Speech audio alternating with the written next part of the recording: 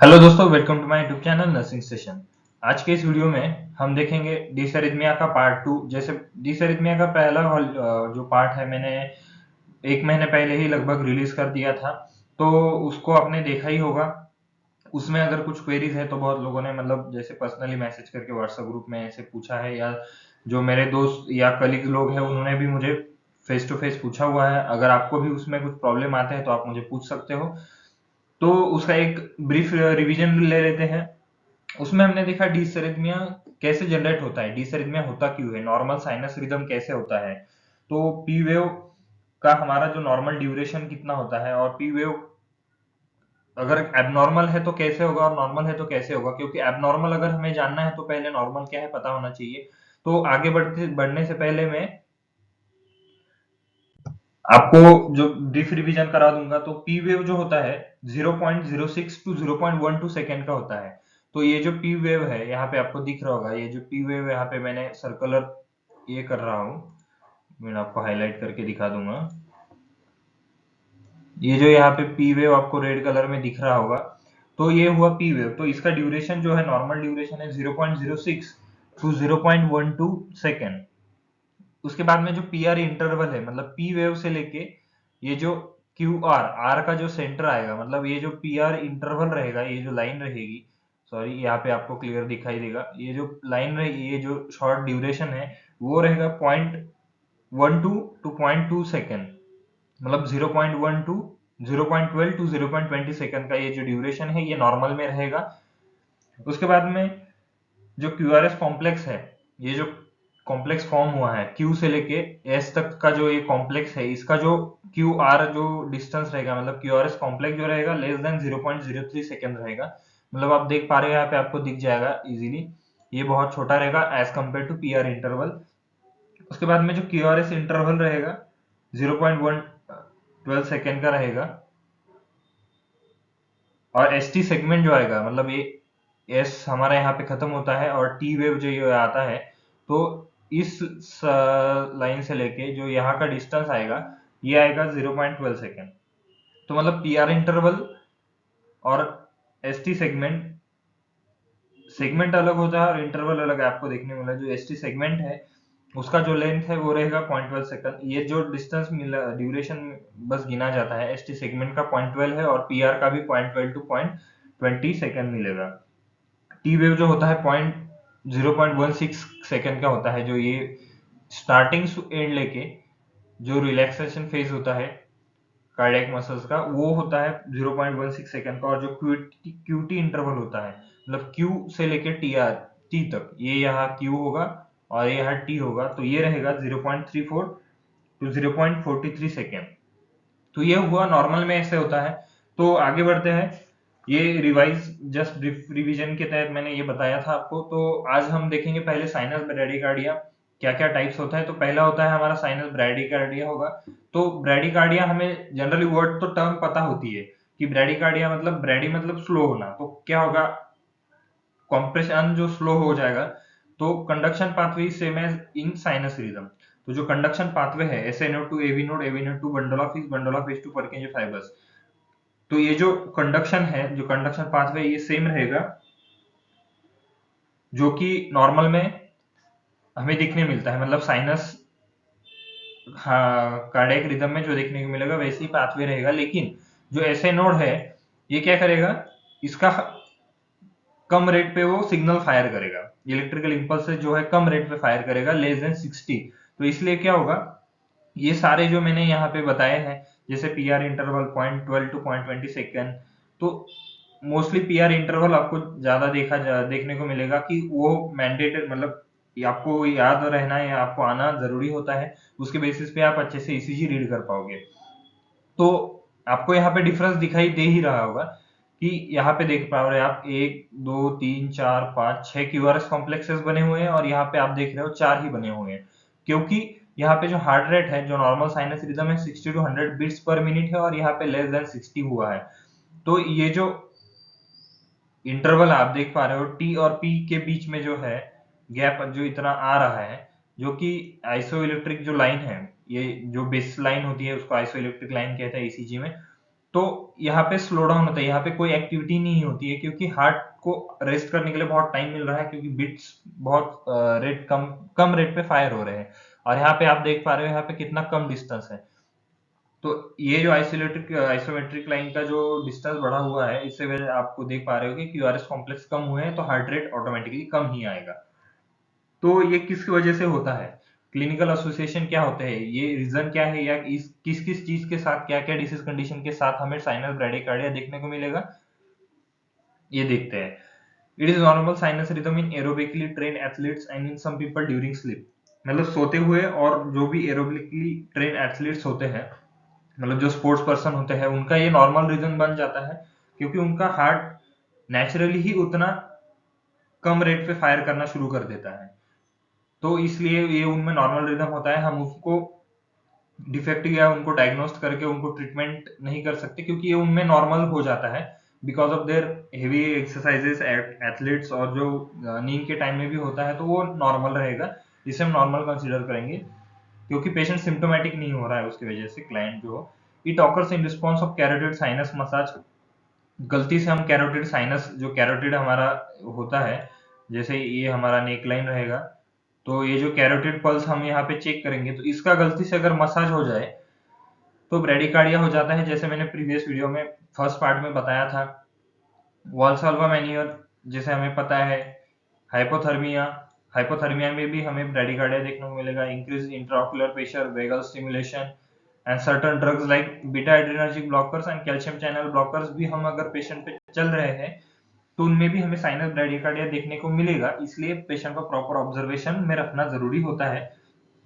तो ये सारी चीजों के साथ हमें साइनस ब्रेडिकार्डिया देखने को मिलेगा। आगे बढ़ते हैं, ईसीजी कैरेक्टरिस्टिक्स क्या आएंगे।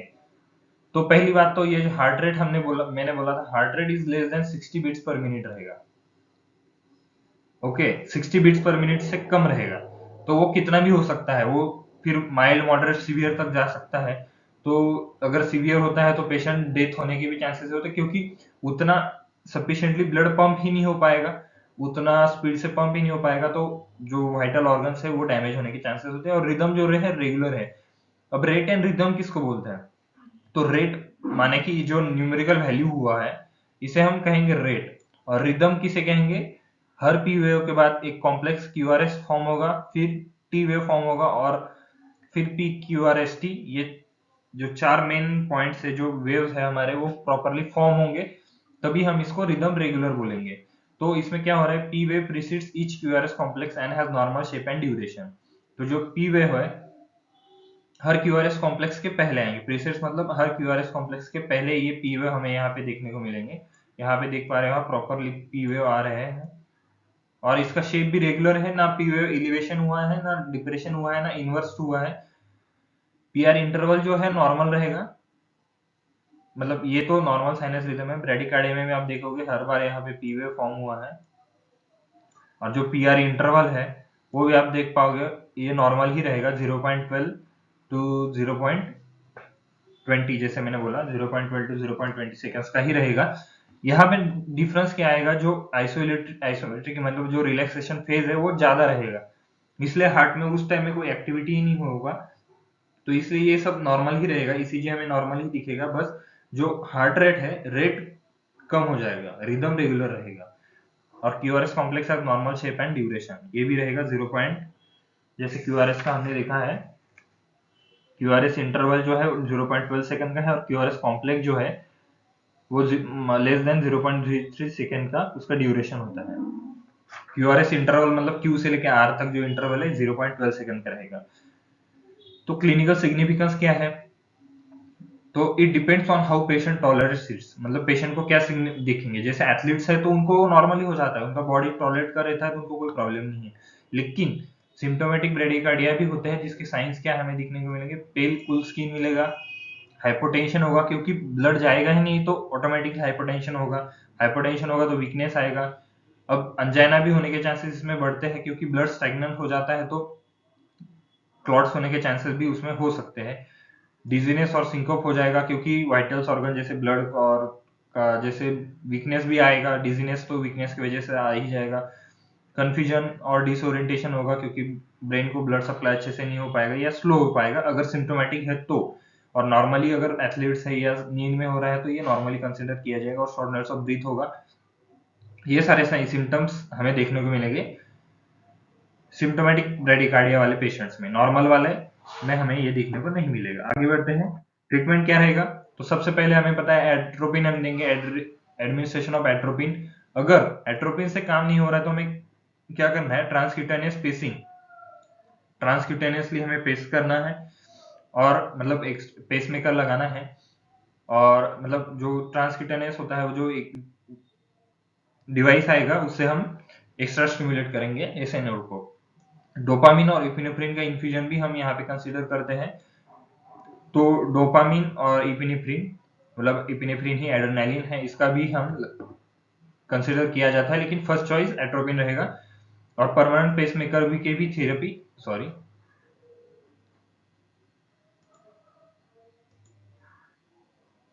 परमानेंट पेसमेकर भी लगे पेशेंट को जरूरी हो सकता है अगर ये सब चीजें नाकामयाब रहे तो। इफ कोई ड्रग है, जैसे मैंने बोला था बीटा ब्लॉकर्स या कैल्शियम चैनल ब्लॉकर से भी पेशेंट को ब्रेडिकार्डिया हो सकता है, तो वैसे ड्रग्स हम विथहोल्ड कर सकते हैं थोड़े टाइम के लिए, या फिर हम उसका डोज अल्टर करके, डोज चेंज करके, रेगुलेट करके कंसल्टेंट से हमें ऑर्डर्स ले सकते हैं आगे के। तो ये हुआ हम इसका ट्रीटमेंट। तो साइनस ब्रेडिकार्डिया आपको सबको समझ आ गया होगा, ये मेरी आशा है। और अगर कोई दिक्कत होता है तो आप मुझे कमेंट सेक्शन में जरूर पूछिए, और आपको और कोई वीडियोस की रिक्वायरमेंट है तो आप जरूर जरूर मुझे बताइए, ताकि मुझे मोटिवेशन मिले आपको पास ये पहुंचाने का। जितना इजी हो सके, जितना आसान हो सके, कम पॉइंट्स में मैं आपको ये देने की कोशिश कर रहा हूँ। तो अभी देखेंगे साइनस टैकीकार्डिया। साइनस ब्रैडीकार्डिया होगा, ब्रैडी मतलब स्लो, टैकी मतलब फास्ट। तो क्या होगा, नॉर्मल हमारा है 60 टू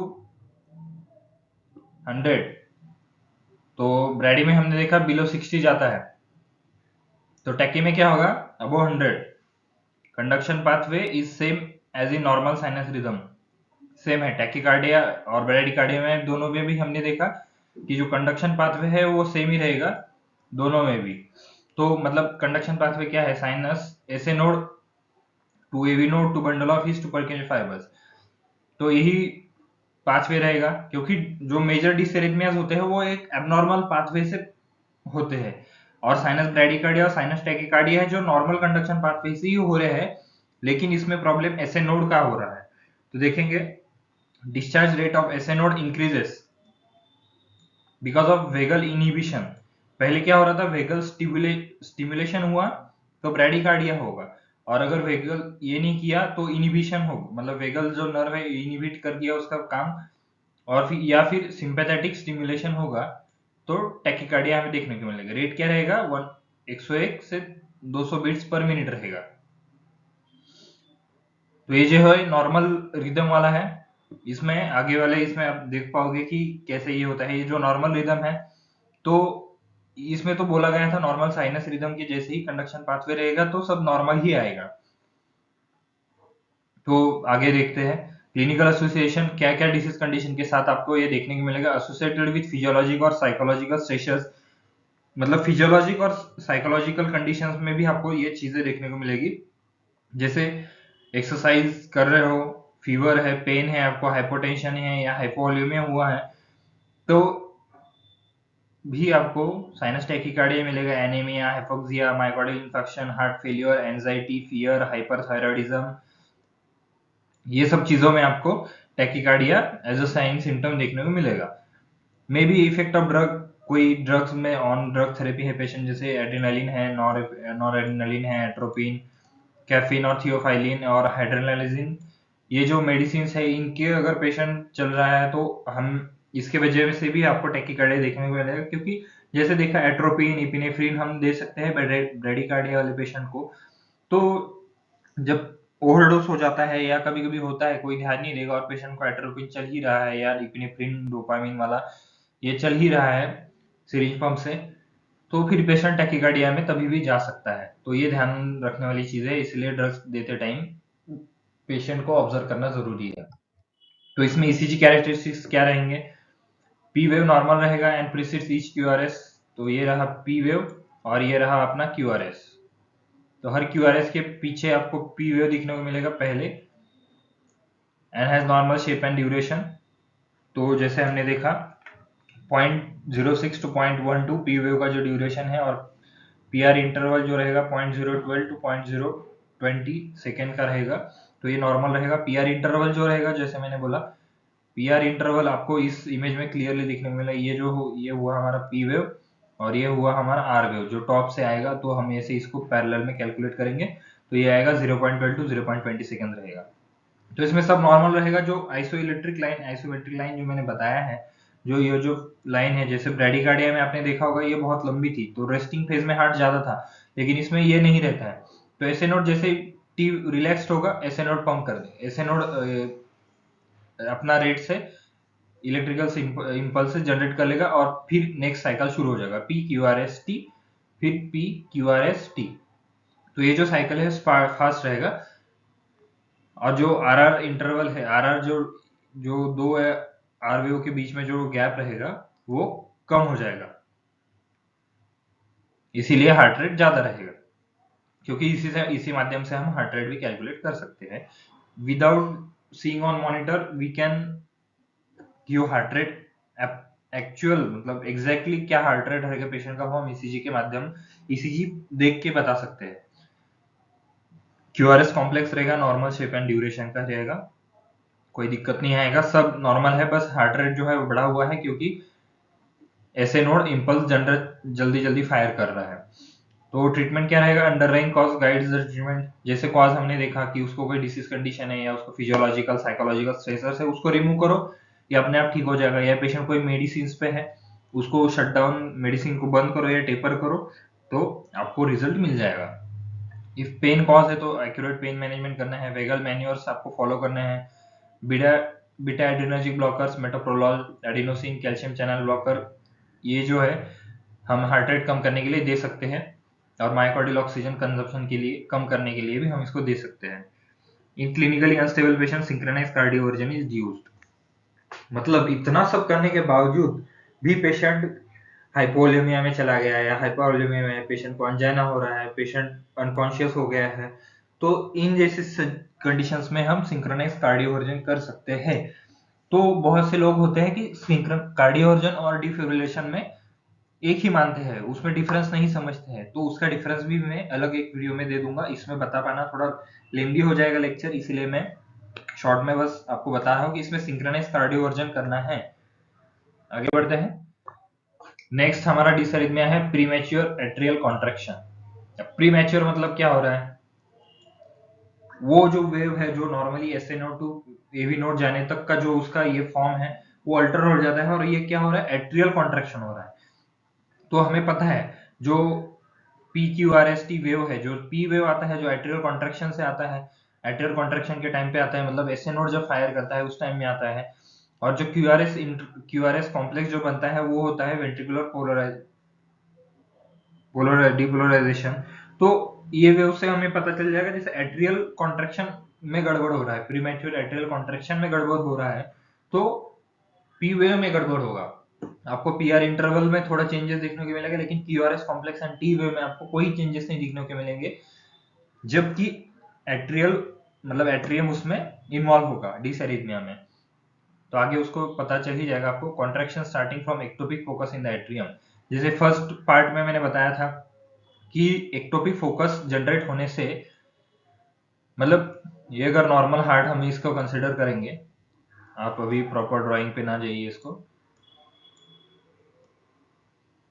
हाँ, तो यहाँ अगर एसए नोड यहाँ पे फायर कर रहा है तो एक्टोपिक फोकस क्या करेंगे, एक्टोपिक फोकस यहाँ पे जनरेट हो जाएगा।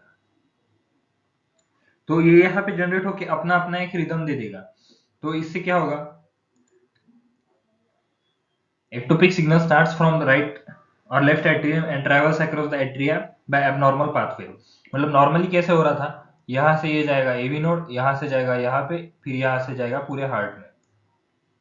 लेकिन ये जो एक्टोपिक फोकस यहाँ पे जनरेट हुए हैं यहाँ पे या यहाँ पे, तो ये क्या करेगा, सीधा यहाँ पे चला जाएगा या सीधा ऐसे जाएगा। तो ये एबनॉर्मल पाथवे आपको देखने मिला, एबनॉर्मल पाथवे, नॉर्मल पाथवे नहीं रहेगा, नॉर्मल पाथवे फॉलो नहीं करेगा। इसलिए क्या होगा, डिस्टॉर्टेड पी वेव, क्योंकि एट्रियम में है।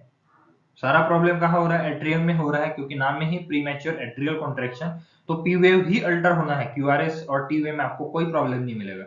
और मैं बोल रहा था कि पी आर भी अल्टर होगा, क्योंकि पी और आर जिसमें पी इन्वॉल्व है वो अल्टर होगा। अब ये देख रहे हो, at AV node it may be stop, non conducted PAC बोलेंगे उसको, या फिर वो वहां पे स्लो होके लेनदेन हो जाएगा, डिले हो जाएगा, तो उसको हम बोलेंगे लेनदेन पीआर इंटरवल।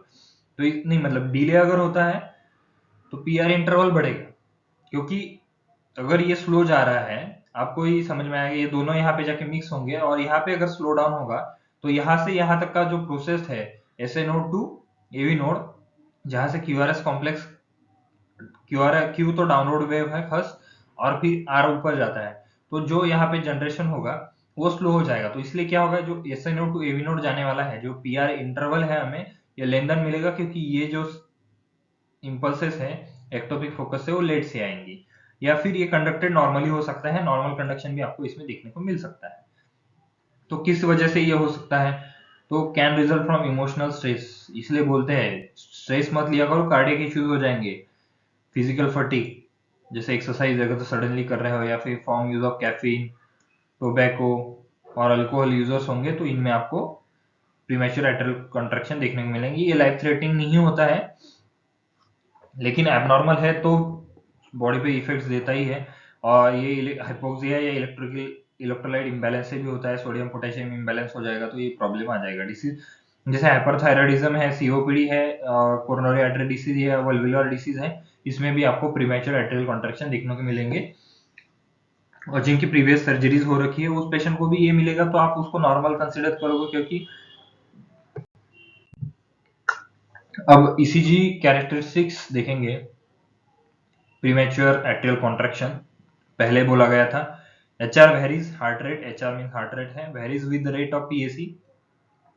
एक्टोपिक फोकस से कितना इंपल्स जनरेट हो रहा है उस पर डिपेंड करेगा आपका हार्ट रेट कितना अल्टर हो रहा है।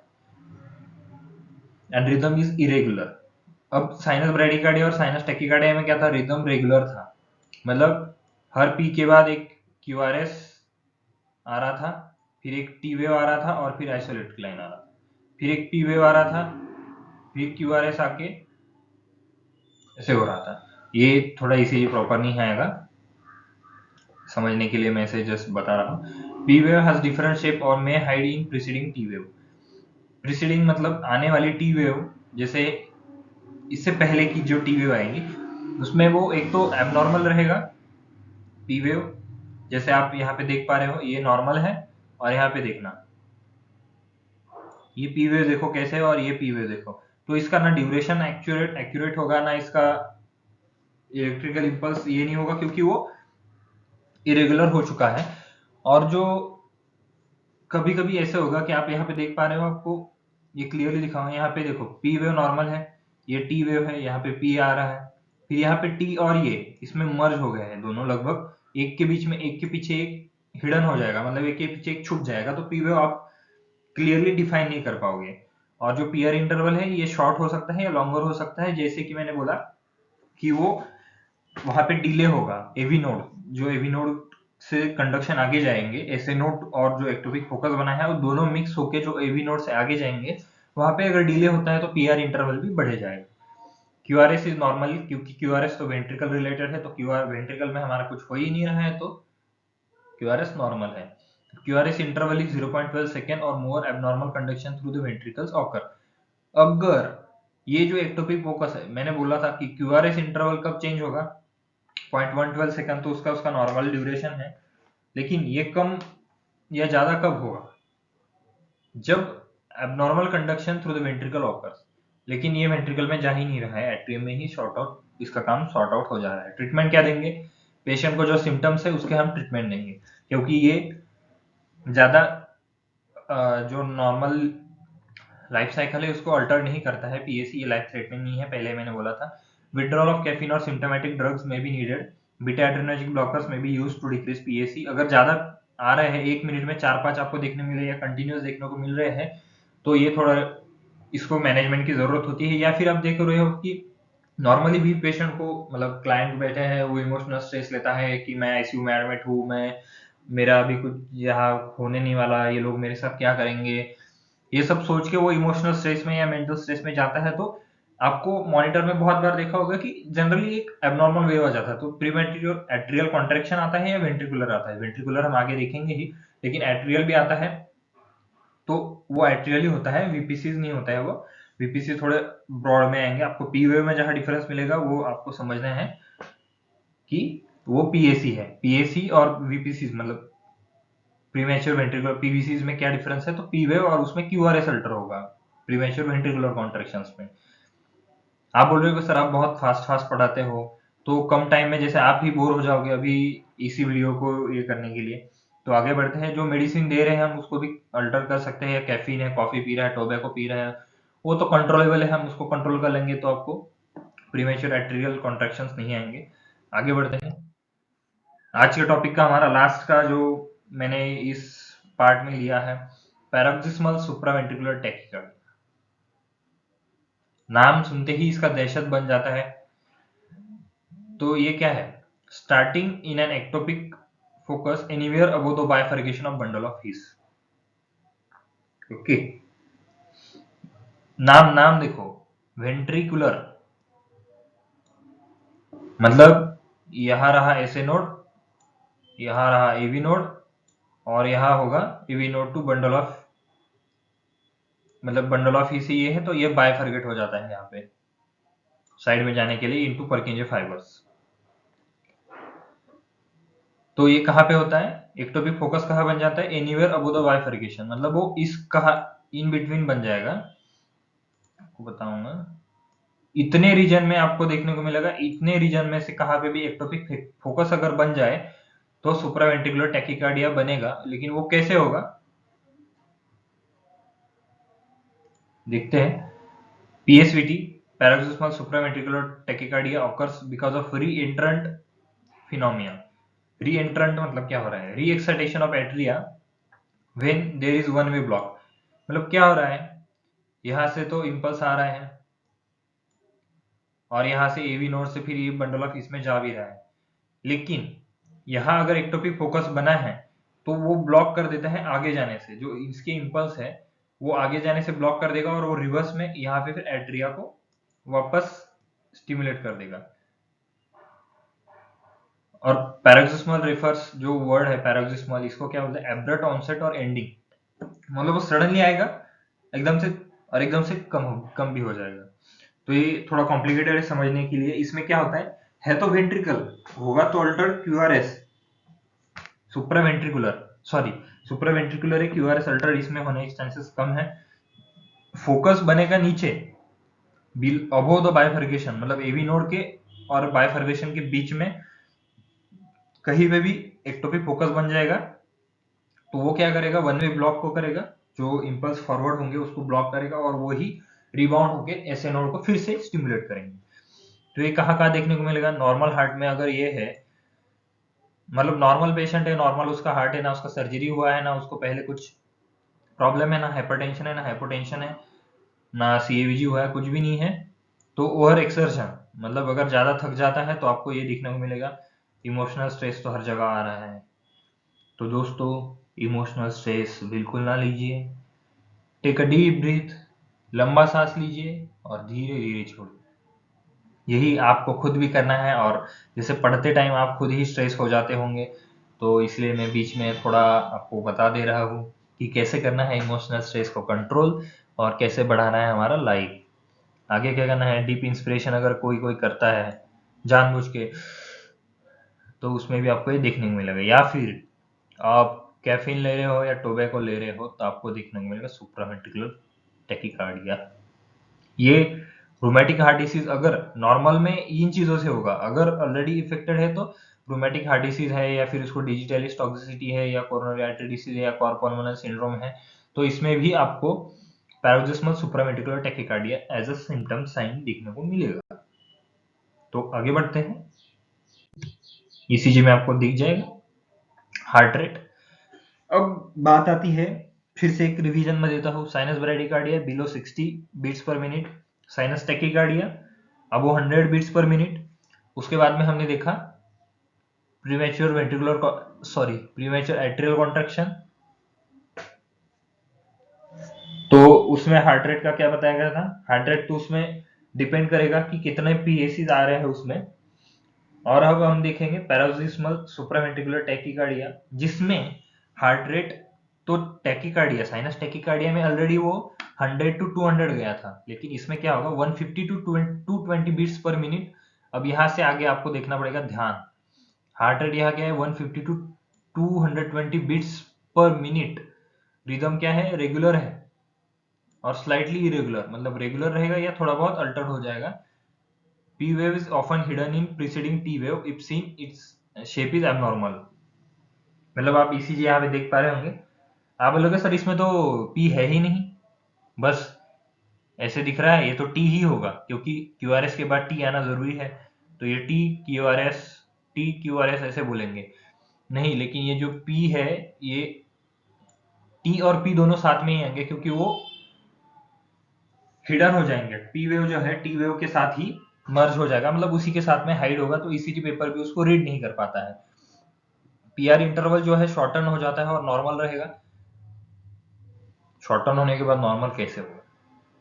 मतलब शॉर्टन हो सकता है या नॉर्मल हो सकता है, सॉरी पढ़ने में थोड़ा गड़बड़ हो गया, इसीलिए तो जल्दी से क्लिक हो जाता है कि शॉर्टन अगर हो रहा है तो नॉर्मल नहीं होगा, क्योंकि 0.12 टू 0.20 सेकंड उसको होना ही है, तो उससे कम हो गया तो शॉर्टन, और अगर वैसे ही रहा तो नॉर्मल। तो मतलब यहाँ से अगर कैलकुलेट करेंगे, ये रहा हमारा हर बार का पीआर इंटरवल, और क्यूआरएस कॉम्प्लेक्स यूजुअली नॉर्मल रहेगा, ये रहा क्यूआरएस कॉम्प्लेक्स नॉर्मल। तो इसमें कोई प्रॉब्लम नहीं है। हार्ट बीट आपको देखना है, हार्ट रेट जाएगा 150। पी वेव जो रहेगा आपको देखने को नहीं मिलेगा सुप्रावेंट्रिकुलर टैकीकार्डिया, क्योंकि जो एट्रिया है बार बार स्टिमुलेट हो रहा है, एट्रियम बार बार स्टिमुलेट हो रहा है, इसके वजह से पी वेव में ही गड़बड़ आएगा। पी वेव आपको दिखेगा ही नहीं, वो मर्ज हो जाएगा टी वेव के साथ। मर्ज एक्चुअल में उसको मर्ज बोल नहीं सकते, लेकिन ईसीजी पेपर पे वो एक के पीछे एक छुप जाएगा, तो हमें बस टी वेव मिलेगा, पी वेव मिलेगा ही नहीं, क्योंकि वो इतने फास्ट होगा उसे ईसीजी पेपर ही रीड नहीं कर पाता, क्योंकि वो ड्यूअल स्टिमुलेट होगा। तो ट्रीटमेंट क्या है? Vagal stimulation and drug therapy. जब भी हार्ट रेट बढ़ेगा वेगस नर्व स्टिमुलेशन देना जरूरी है। वेगल मैन्योर्स में बहुत चीज आते हैं, जैसे कि आप वॉल्साल्वा मैन्योर करो, जैसे डीप ब्रीदिंग करके पेशेंट को एकदम सडनली पीछे लेटाना पड़ेगा, तो वॉल्साल्वा मैन्योर हो गया। फिर उसमें कैरोटिड मसाज आता है, कैरोटिड जो पल्स हम चेक करते हैं उसी रीजन में आप थोड़ा मसाज करोगे तो आपका हार्ट रेट कम हो जाएगा, क्योंकि ईसीजी जो है रिदम रेगुलर रहेगा या स्लाइटली इरेगुलर रहेगा, जैसे कि पी पीछे छुप रहा है तो यही रेगुलर है, लेकिन P Q R S T आपको इसमें सब मिलेगा।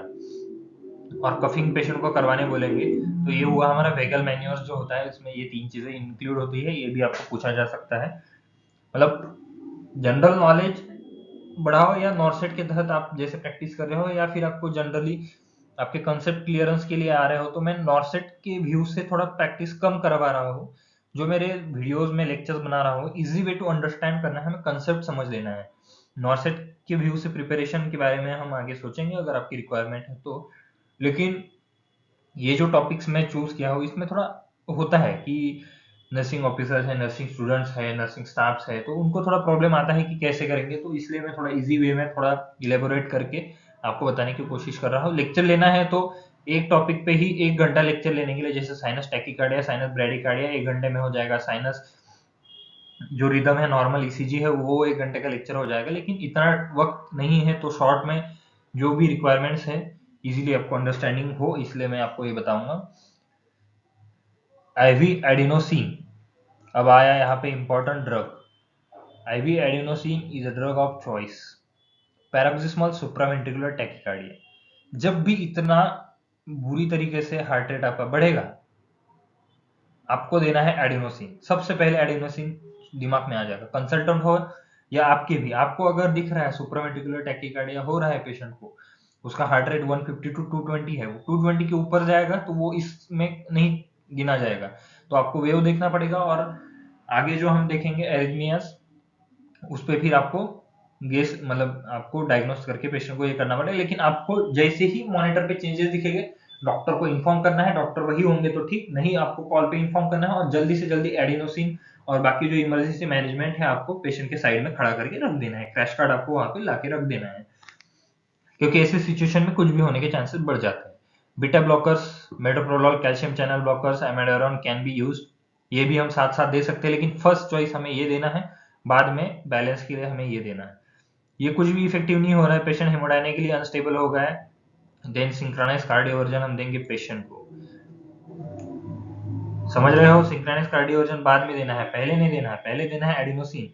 तो ये जो ईसीजी मैंने जानबूझ के ये इमेज यहाँ पे लिया है, ये जो रिदम देख रहे हो आप, यहाँ तक से रिदम रिदम जो है ये मेडिसिन देने से पहले है, और इसके बाद का जो है इतना सारा जो आपको यहाँ देखने को मिलेगा, ये दिया है एडिनोसिन, मतलब एट दिस पॉइंट यहाँ पे एडिनोसिन दिया है, यहाँ पे एडिनोसिन दिया है पेशेंट को, तो थोड़ा आपको फ्लैट लाइन दिखेगा, फिर उसके बाद में नॉर्मल रिदम, आपको ब्रेडिकार्डिक रिदम के बाद में आपको नॉर्मल साइनस रिदम मिलना शुरू हो जाएगा।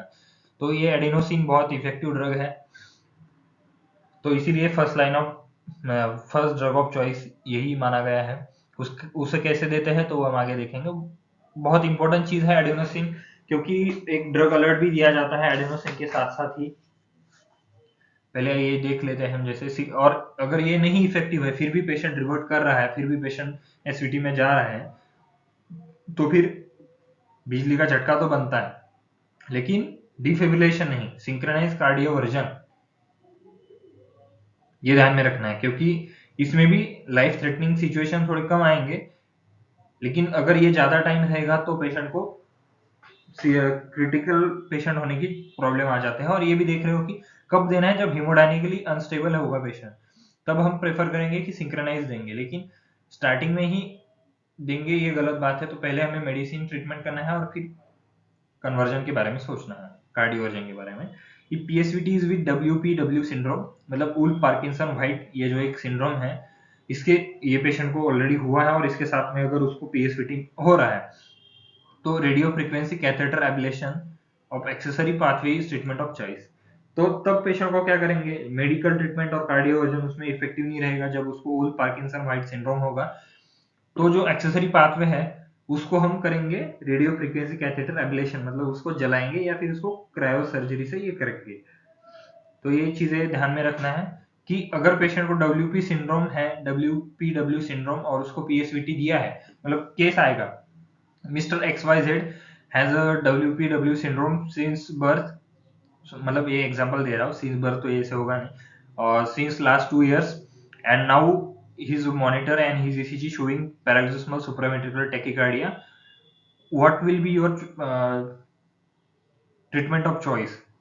तो फर्स्ट ऑप्शन रहेगा एडिनोसिन, सेकंड रहेगा सिंक्रोनाइज कार्डियोवर्जन, थर्ड रहेगा डिफिब्रिलेशन और फोर्थ रहेगा रेडियो फ्रीक्वेंसी कैथेटर एब्लेशन। तो आपका क्या आंसर आएगा, रेडियो फ्रीक्वेंसी कैथेटर एब्लेशन आएगा, क्योंकि डब्ल्यूपी सिंड्रोम वहां पे मेंशन किया गया है। अगर ये मेंशन नहीं है, नॉर्मल पीएसवीटी पेशेंट में गया, पीएसवीटी में गया है पेशेंट, तो सबसे पहले लेना है एडिनोसिन। और पूछेंगे एडिनोसिन देने के बाद भी पेशेंट पीएसवीटी में आया है, मतलब होता है कि एक्सवाइजेड पेशेंट है, उसको एडिनोसिन पीएसवीटी के लिए दे दिया है, लेकिन पेशेंट फिर से पीएसवीटी में जा रहा है, तो हमें क्या करना है, सिंक्रोनाइज कार्डियोवर्जन हमारा प्रेफरेंस रहेगा। तो ऐसे क्वेश्चन चेंज होगा एक एक वर्ड से और आंसर चेंज होगा आपका, इसी पे डिपेंड करता है, आपको फोकस रह के काम करना है। आगे बढ़ते